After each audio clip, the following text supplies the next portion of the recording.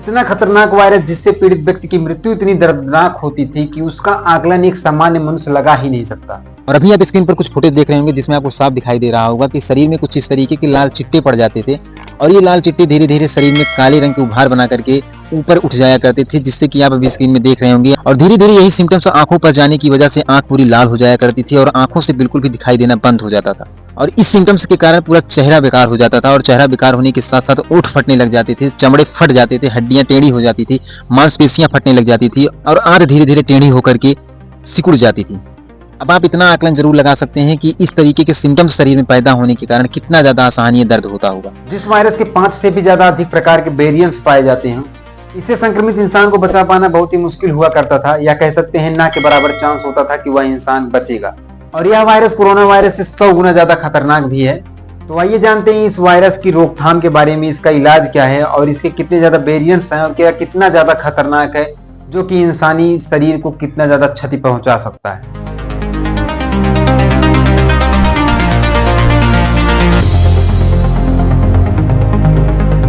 नमस्कार दोस्तों, सन 1976 ईस्वी में अफ्रीका के जैरे और सूडान में एक वायरस पहचाना जाता है जिसको नाम दिया जाता है इबोला वायरस, और जिसके 5 से भी ज्यादा अधिक प्रकार के वेरिएंट्स पहचाने जाते हैं, जिसमें से पहला है जैरा इबोला, दूसरा है सूडान इबोला, तीसरा है ताई फॉरेस्ट इबोला और बुडीबिगियो इबोला, पांचवा है रेस्टन इबोला। और इस वायरस का मामला सामने आता है अफ्रीका में बहने वाली इबोला नाम की नदी के आसपास के इलाकों में, जिससे इस वायरस का नाम रखा जाता है इबोला वायरस। तो आइए अब जानते हैं कि इबोला वायरस से संक्रमित व्यक्ति के अंदर इसके लक्षण क्या होते हैं। सामान्य तौर पर इबोला वायरस के लक्षण 2 से 21 दिनों के भीतर सामने आते हैं, जिसमें तेज बुखार, गंभीर सिर दर्द, मांसपेशियों में दर्द, जोड़ों में दर्द, कमजोरी का महसूस होना, दस्त और उल्टी का बार बार होना, पेट दर्द, मसूड़ों में खून आना, नाक से खून आना। इन लक्षणों को देखने के बाद में आप यह जरूर कह सकते हैं कि इस वायरस से संक्रमित होने के बाद आपके शरीर में हर एक प्रकार की बीमारी हो जाती है।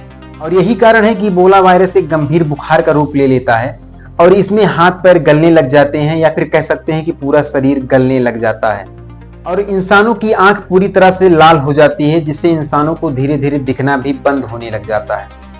अब आप इस वायरस के लक्षण और दुष्प्रभावों को सुनकर ही समझ गए होंगे कि यह वायरस कितना ज्यादा खतरनाक है। अब आप इसके आगे समझने के लिए कोरोना वायरस का उदाहरण हम साथ में लेकर चलेंगे, जिससे आपको समझने में काफी ज्यादा आसानी होगी। क्योंकि कोरोना वायरस लगभग पूरे विश्व भर में फैला हुआ था, इससे आपको समझने में काफी ज्यादा आसानी होगी।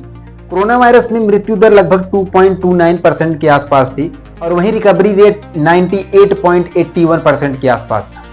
और यही निबोला वायरस में इसका जस्ट उल्टा है, क्योंकि निबोला वायरस में मरने वाले लोगों की संख्या 98% के आसपास है और वहीं इसका रिकवरी रेट 2% के आसपास है। अगर लगभग 100 लोगों को निबोला वायरस होता है तो उसमें से लगभग 2 ही लोग बच पाएंगे, 98 लोग उसमें मारे जाएंगे। अब इसी के साथ आप यह भी सोच रहे होंगे कि कोरोना वायरस तो पूरे विश्व भर में फैला और वहीं निबोला वायरस किस लिए पूरे विश्व भर में नहीं फैला, अफ्रीका के कुछ ही प्रांतों में फैल करके सीमित रह गया। कोरोना का पूरे विश्व भर में फैलना और निबोला का केवल अफ्रीका में ही फैलना, दोनों के बीच में बहुत बड़ा अंतर है। क्योंकि कोरोना वायरस में मरने वाले लोगों की संख्या लगभग 2% के आसपास थी और वहीं निबोला वायरस में मरने वालों की संख्या लगभग 98% के आसपास है। दोनों में सेम अपोजिट है, क्योंकि कोरोना वायरस में मरने के चांसेस काफी कम है और निबोला वायरस में मरने के चांसेस काफी ज्यादा हैं। इसलिए इसी डर की वजह से लोगों ने इसके रोकथाम के लिए पूरी तरह से सहयोग दिया और सहयोग देने के साथ साथ में जो भी इसके पालन थे, जो भी इस वायरस से बचने के जितने भी नियम थे, सारे के सारे नियमों को फॉलो किया। इसलिए निबोला वायरस सीमित का सीमित रह गया, लेकिन कोरोना वायरस पूरे विश्व भर में फैल गया। आपने वैसे भी कोरोना के टाइम पर देखा होगा कि काफी सारे लोग, न्यूज में आप लोगों ने ऐसा देखा होगा कि काफी सारे लोग कोरोना वायरस के नियमों का पालन नहीं करते हुए आपको दिखाई दे रहे होंगे। लेकिन कोरोना वायरस के फैलने का कारण भी यही बना कि जितने लोगों ने नियमों का पालन नहीं किया, उन्हीं के कारण कोरोना पूरे विश्व भर में फैलता चला गया। तो इसी के साथ में यह भी जान लेते हैं कि इबोला वायरस को रोकने के लिए क्या उपचार किया गया।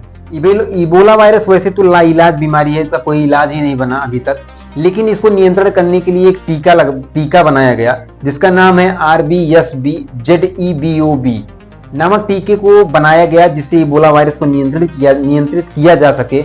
और इस टीके को WHO ने भी मान्यता दी कि हाँ, यह टीका इबोला वायरस में काम करता है और इबोला वायरस को रोकने के लिए यह टीका लगवाना भी जरूरी है। और अफ्रीका में इस टीके को लगाने के लिए एक अभियान चलाया गया समस्त लोगों ने इस सम्मेलन में भाग लिया और टीके को ज्यादा से ज्यादा लगवाया। और इसी के साथ में हम यह भी जान लेते हैं कि इबोला वायरस के न फैलने के लिए क्या क्या नियम बनाए गए थे कि इबोला वायरस इससे ज्यादा न फैले। इसके लिए लोगों को घर में रहने की सलाह दी गई, रोगी व्यक्ति के संपर्क में आने से बचने की सलाह दी गई, रोगी व्यक्तियों के छोड़े गए सांस के संपर्क में आने से बचा जा सके, इसलिए लोग घर में ही रहना ज्यादा पसंद किया करते थे। यह वायरस खून के जरिए भी शरीर में फैलता था। अगर आपको वीडियो अच्छी लगी हो तो लाइक शेयर एंड सब्सक्राइब। मिलते हैं आपको किसी और वीडियो में, तब तक के लिए आप लोगों का बहुत बहुत धन्यवाद।